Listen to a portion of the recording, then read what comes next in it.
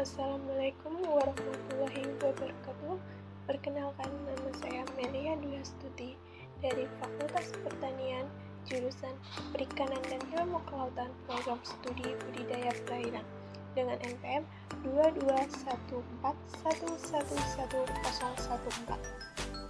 Di sini saya akan menyampaikan hasil resume selama 4 kali saya mengikuti PKKMB Universitas Lampung tahun 2022. Di sini beliau menyampaikan apa itu Undang-Undang ITE, definisi-definisi dalam Undang-Undang ITE, kemudian pasal-pasal yang berlaku di Undang-Undang ITE, tujuan pemanfaatan dari teknologi informasi, kemudian pelanggaran hukum di dunia maya, dan tips and trik bagi kita untuk terhindar dari jeratan Undang-Undang ITE tersebut. Pada hari pertama PKKMB Universitas Lampung pada tanggal 15 Agustus 2022, adapun materi yang disampaikan oleh Bapak Yusriyandi YSIK M Medikom dengan tema Peran Kepolisian Republik Indonesia dalam mengatasi kejahatan digital. Di sini beliau menyampaikan apa itu Undang-Undang ITE, definisi-definisi dalam Undang-Undang ITE, kemudian pasal-pasal yang berlaku di Undang-Undang ITE, tujuan pemanfaatan dari teknologi informasi, kemudian pelanggaran hukum di dunia maya, dan tips and trik kepada kita untuk terhindar dari jeratan Undang-Undang ITE tersebut. Adapun materi kedua yang disampaikan oleh Ibu Dr. Susepya Herawati ST MSI dengan tema Pengembangan karakter mahasiswa sebagai intelektual anti kekerasan atau anti perundungan. Di sini beliau menjelaskan apa itu bullying, di mana saja bullying dapat terjadi, apa saja jenis-jenis bullying, kemudian tanggung jawab kita sebagai generasi muda bagaimana, dan fenomena katalogi sosial. Adapun materi yang ketiga disampaikan oleh Bapak Profesor Dr. Kiai Haji Said Akil Siroj MA dengan tema Penguatan Karakter Mahasiswa. Beliau di sini menyampaikan tujuan dari karakter mahasiswa itu apa, kemudian peran dan fungsi dari kearifan lokal dalam membangun nilai-nilai keindonesiaan dalam diri kita, dan mengajak kita untuk melestarikan dan tetap menjaga budidaya bangsa Indonesia. Adapun hari kedua PKKMB Universitas Lampung pada tanggal 16 Agustus 2022, materi yang pertama disampaikan oleh Wakil Rektor Bidang Akademik Bapak Profesor Heriandi SHMS dengan tema Merdeka Belajar Kampus Merdeka. Di sini beliau menjelaskan tentang pembangunan manusia serta penguasaan ilmu pengetahuan dan teknologi, pembangunan ekonomi berkelanjutan, pemerataan pembangunan, pemantapan ketahanan nasional, dan tata negara kepemerintahan. Kemudian ada indikator profil pelajar Pancasila, yaitu 1. Bernalar kritis, 2. Kemandirian, 3. Kreatif, 4. Gotong royong, 5. Kebinekaan global, 6. Berakhlak mulia. Adapun materi yang kedua disampaikan oleh Wakil Rektor Bidang Umum dan Keuangan Bapak Profesor Dr. Asep Sukohar SK MKes dengan tema Kesadaran Lingkungan Hidup, Manajemen Risiko, dan Kampus Sehat. Di sini beliau menyampaikan lingkungan hidup berupa alam menjadi sumber pemenuhan kebutuhan hidup manusia, yaitu penyediaan air, udara, makanan, obat-obatan, estetika, dan lainnya. Adapun permasalahan lingkungan hidup di Indonesia dan dunia mencakup lingkungan alam, lingkungan buatan, dan lingkungan sosial.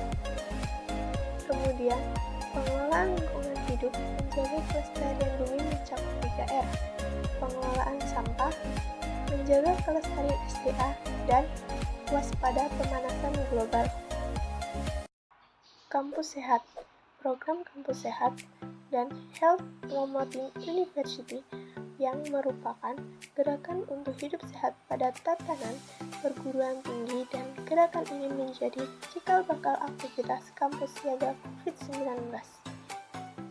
Materi ketiga disampaikan oleh Wakil Rektor Bidang Kemahasiswaan dan Alumni, Bapak Profesor Dr. Yulianto, MSI, dengan tema Etika dan Norma Kehidupan Kampus.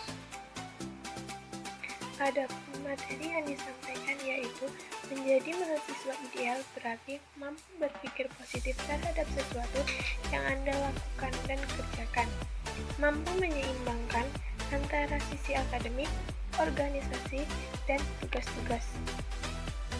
Kemudian saat kuliah tujuannya tidak hanya untuk mengejar IPK yang tinggi, tetapi juga untuk mengembangkan kemampuan berorganisasi, kemampuan untuk memimpin yang baik, mampu mengatur teman-teman dengan baik, bisa mengeluarkan pendapat di depan banyak orang.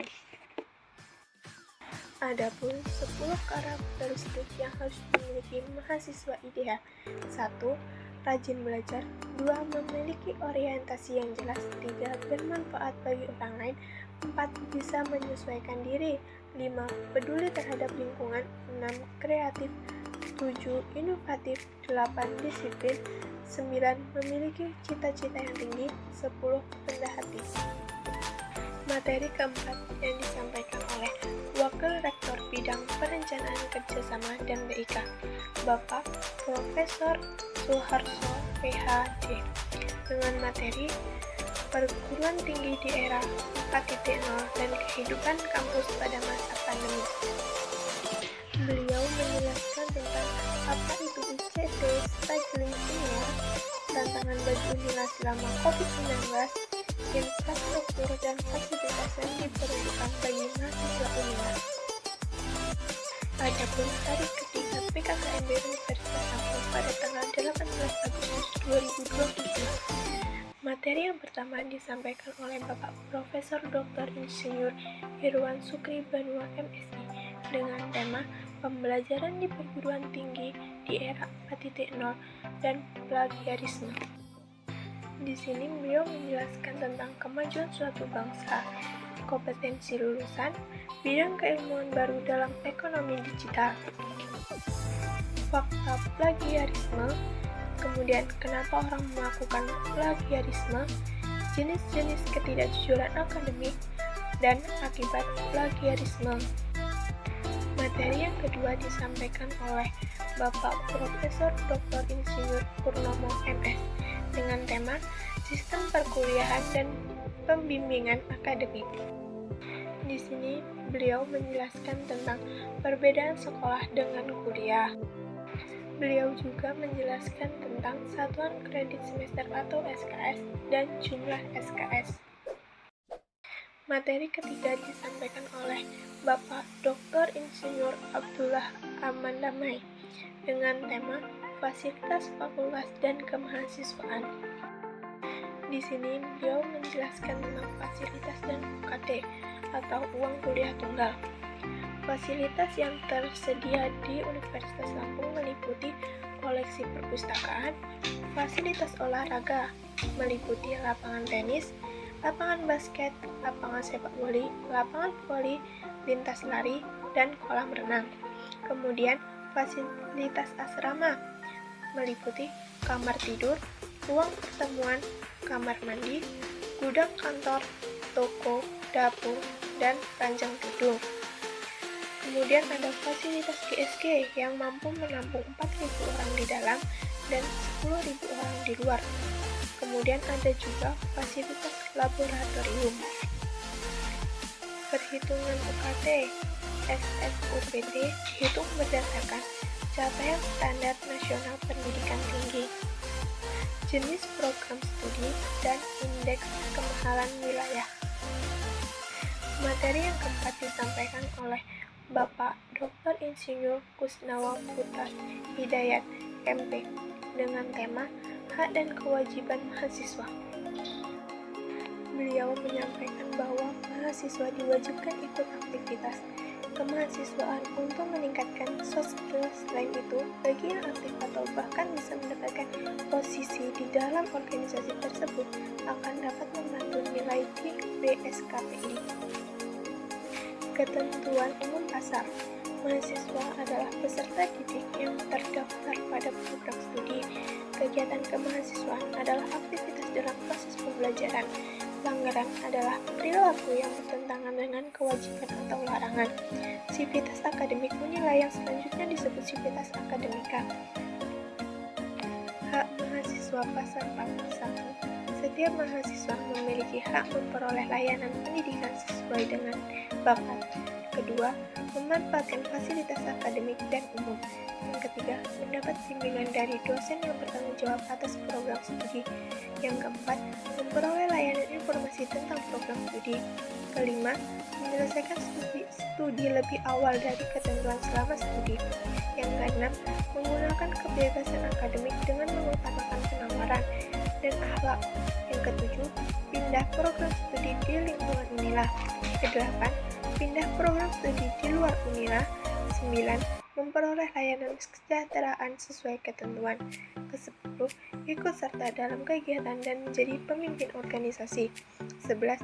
Memanfaatkan jalur perwakilan untuk mengurus kepentingan mahasiswa baik akademik maupun non-akademik. 12. Memperoleh layanan khusus bagi penyandang disabilitas. Kewajiban pasal 5. 1. Ikut menanggung biaya penyelenggaraan pendidikan kecuali bagi yang dibebaskan dari kewajiban berdasarkan rektor. 2. Mematuhi semua ketentuan yang berlaku di Unila. 3. Menghargai ilmu pengetahuan dan teknologi. Yang keempat, menjaga kewajiban dan nama baik Unila. Yang kelima, menjunjung tinggi kewarganegaraan dan kehormatan sesama terutama Unila. Adapun hari keempat PKKMB Universitas Lampung pada tanggal 19 Agustus 2022. Materi yang pertama disampaikan oleh Ibu Mundi Sarida PhD. Beliau menjelaskan tentang kelompok keilmuan di budidaya perairan. 1. Rekayasa dan teknologi lingkungan aquaculture. 2. Nutrisi ikan dan teknologi pakan. 3. Reproduksi dan genetika ikan. 4.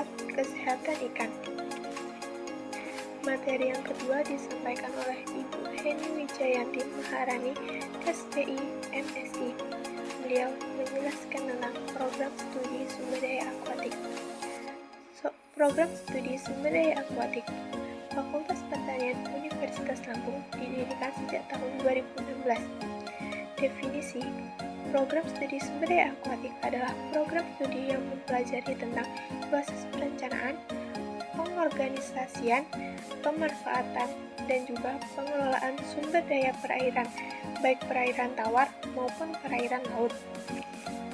Penelitian dan penyusunan kebijakan terkait dengan pengelolaan lingkungan dan sumber daya perikanan di kementerian-kementerian RI dan pemerintahan kabupaten.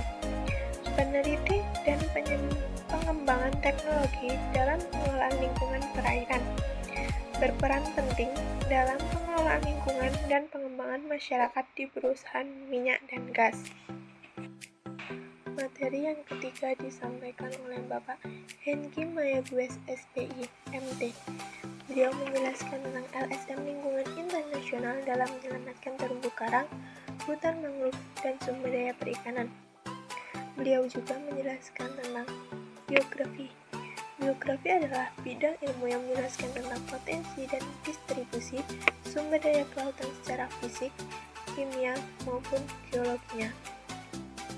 Mikrobiologi. Mikrobiologi adalah bidang ilmu yang menjelaskan jenis, klarifikasi, morfologi, pertumbuhan, nutrisi, metabolisme, isolasi, pewarnaan, mikroorganisme, dasar-dasar, konsep biologi molekuler, genetika mikroba, dan mikrobiologi terapan. Penginderaan jauh atau SIG, bidang ilmu yang menjelaskan pemanfaatan teknologi citra satelit dan foto udara untuk pengamatan dan pemetaan sumber daya kelautan. Analisis informasi terkait faktor geografis atau lingkungan kelautan.